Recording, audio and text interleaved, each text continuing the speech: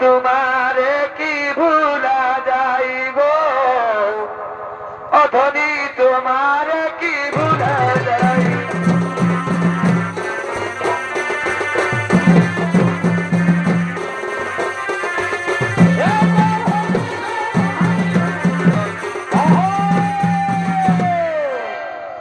এই হলো সে হিরণ্যকশিপু, তিনি চলেছে যে ব্রহ্মদেবের তপস্যা করার জন্য। তাই সেই হিরণ্যকশিপুর ভূমিকা নিত্য বলে করে যাচ্ছেন অর্থাৎ স্বর্গীয় সূর্যকান্ত সৈসের বড় নাতি বিশ্বনাথ সোহে।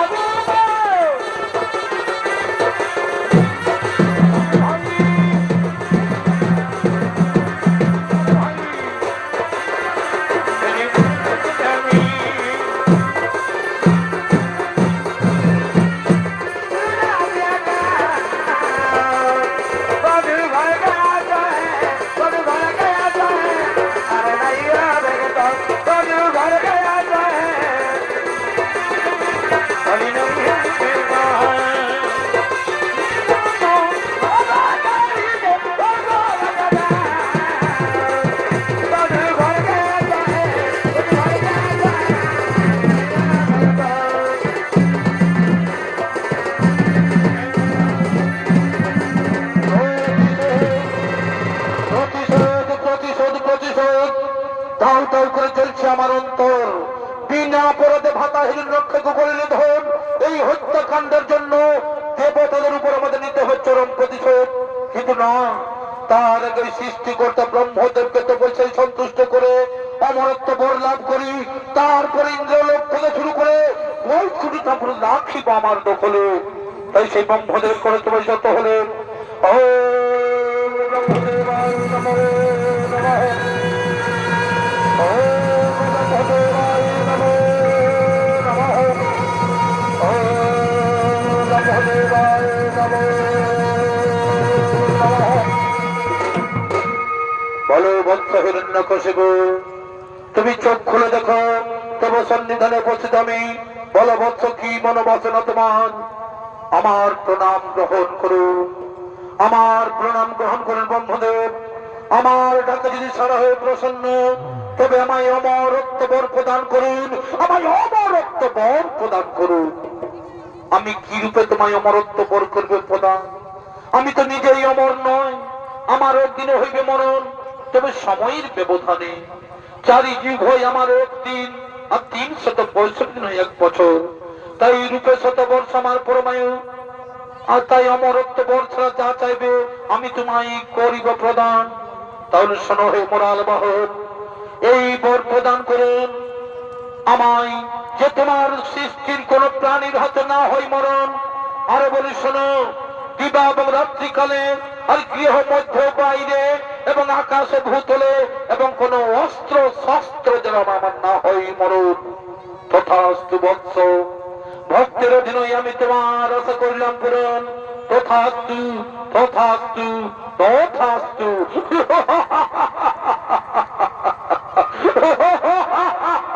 এই ব্রহ্মদেব